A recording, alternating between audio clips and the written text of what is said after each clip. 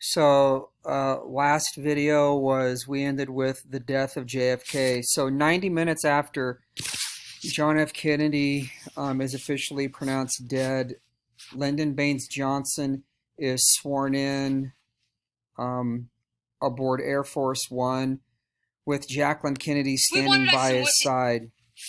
So, Johnson is just going to finish out JFK's term, which JFK is assassinated November 22nd, 1963. That's really 11 and a half months prior to the next election. So LBJ gets about a year in. And mainly what he does during that year is he maintains what Kennedy had started. And at the same time, he's starting to put together his own policy. Johnson runs for re-election in 1964 and wins by a landslide. And he really wins on the basis of people are feeling sorry for Johnson based upon the circumstances under which he became president. I'm not going to say that if it was something else he wouldn't have won, or if maybe had the assassination happened 2 years prior or 3 years prior to the election, that he wouldn't have won. But that's still in the back of everybody's mind. Nonetheless, Johnson comes up with a nickname for his domestic policy, and it is the Great Society. And Johnson is going to continue some of the same policies that Kennedy had started. He's even going to create some of his own, and he's going to expand on a number of policies. One of the big differences between LBJ and JFK is when you are the vice president, you have a much closer working relationship with Congress. And so because of that, when LBJ went from vice president to president, he had a better relationship with Congress. And so he was able to get more of his policies through. For example, he created Medicaid and Medicare. Both programs are coming under consistent criticism. Medicaid is health care for people that fall below a certain income level. You have to apply for it. If you qualify for it, then that simply means that the government is going to cover a large percentage, in some cases 100% of any medical costs that you may have. There are some people that are fine with this. There are some people that are not. It depends on what side of the fence you want to stand on. Also depends on if you are, what political party you probably want, you associate yourself with. Again, if we were in the classroom, we would talk about this a little bit more, but being how this is online, I really don't have the time to get into the positives and negatives of Medicaid. Medicare, this is for the elderly. Once a person turns 65 years of age, they will receive Medicare. That does not mean that, like Medicaid, where if you qualify, you can get up to 100% of all your expenses covered. That's not the same with Medicare. Medicare is only going to cover a percentage.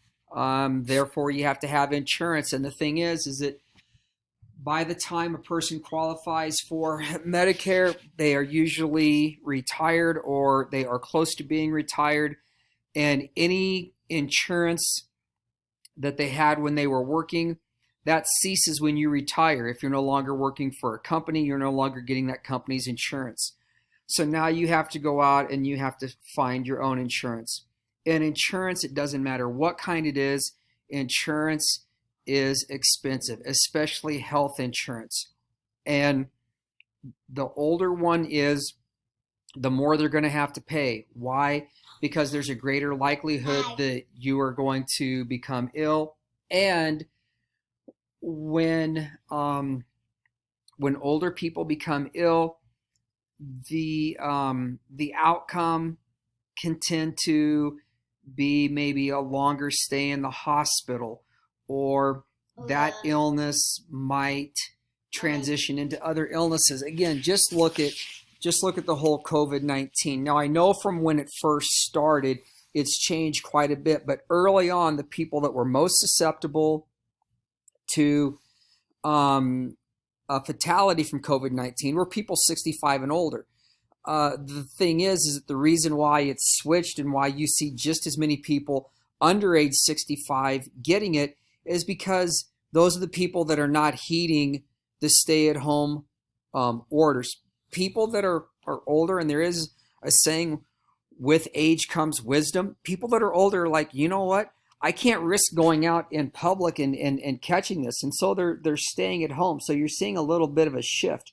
But early on, that was the case. If you were older and you got COVID-19, there was a greater likelihood that it could take your life.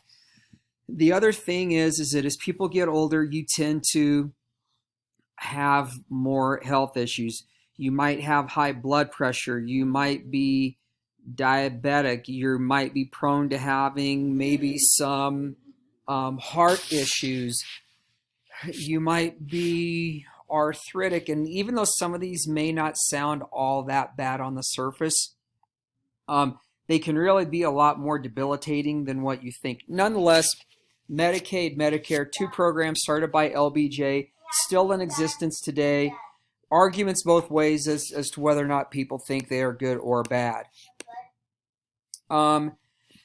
Education. We talked about, Eisenhower cutting money to education. Well, then you have the baby boom. Now you have millions of kids that are of school age. The problem is that with funding cut to education, you have individuals you have school age children that are not receiving the proper education because they don't have the proper resources.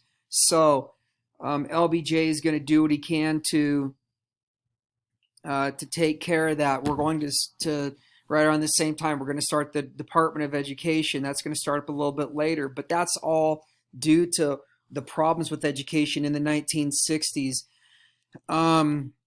Money's going to be spent on textbooks, on libraries, and on special education. And then also LBJ is going to start up, or under him, he didn't start himself, but under him, the Head Start program will be created. The Head Start program is a program for young children usually younger than 6. Again, you qualify it according to income. If your income is below a certain level, you can qualify for this. And what this does is this gets preschool age kids and kids even younger than preschool age. It gets them into an organized setting where they can learn their numbers, they can learn their ABCs, they can learn what a penny and a dime and a nickel are. And that way, when they start preschool, when they start kindergarten, they know how to count. They know they can recognize their letters in the alphabet. They can say the alphabet. Prior to this, when you didn't have this, you had kids that were starting kindergarten. They didn't know numbers. They didn't know letters, but they had classmates that did. Well, how do you teach kids that are in the same classroom? How do you teach kids letters and numbers without those that already know it being completely bored and then becoming some type of discipline issue? So this was a very positive program for LBJ. Problem though, how much should the government get involved? They're providing health care for people that cannot afford it. They're providing health care for elderly. Social Security is continuing to expand. How much should people rely on the government? Right now people are having to rely a lot on the government, but that's because people are finding themselves in situations they don't want to. Again, if we were in class, we could break this down and we could have a good debate. We could have a good discussion over this. Unfortunately, it's just too difficult to do that in this setting. Maybe it's something we can do in a Zoom setting. Okay, we're going to move on to chapter 23 and the civil rights movement. Uh, Plessy versus Ferguson, 1896 Supreme Court case. Homer Plessy, an African-American male, boards a passenger railroad car, and he's told that he has to move because that car is for white patrons only. He refuses to move, and he is arrested. His case goes to the Supreme Court. Supreme Court says, as long as separate but equal facilities are provided, people can be separated according to race. So segregation starts. Separate but equal doctrine is established by the 1896 Plessy versus Ferguson Supreme Court case. We're going to fast forward. Well, I'm going to mention a couple of groups, very important: CORE, Congress of Racial Equality, and NAACP. We've mentioned the NAACP in the past, National Association for the Advancement of Colored People. Both of these groups are going to play very, very big roles in the civil rights movement. Brown versus Board of Education. Linda Brown, young African-American girl, her family moves to Topeka, Kansas. There is a school only a couple blocks away from where her family lives. Her father goes to enroll her in the school, and the school says, "Oh, sorry, she's not going to attend this school. She's going to attend the one on the other side of town." Mr. Brown doesn't understand why. They said, "Well, it's simple, because you're black." And he says, "You can't do that." And the board says, "Well, yes, we can. There's a school. It is a separate but equal school." And 1896 Plessy versus Ferguson case says that we can. Case ends up going to the Supreme Court. Actually, Brown versus the Board of Education was really about 5 or 6 cases. NAACP had been working on this for some time. They had been trying to put together a case that they really felt would have some grit to it. And turns out the NAACP takes these 5 cases and they lump them all together, and they come up with Brown versus Board of Education. Again, if we were in class, we'd look at this a lot closer, but excuse me, probably the most important part of Brown versus Board of Education is that when the Supreme Court read their ruling, with Chief Justice Earl Warren reads the ruling, and he says, "We, the court, find unanimously." The moment they said unanimous, everyone knew how the ruling was going to go. They knew that the court had ruled in favor of Brown, of Linda Brown and her family. But what was so important about this is that if you would have had just one justice that said, "No, I still feel that segregation should be legal," if you would have had just one justice do that, then every individual in the United States that was in favor of segregation would have hung their hat on that one vote. The fact that not one justice agreed with segregation meant that, okay, now the civil rights movement has a strong foundation with which to base what it's doing on.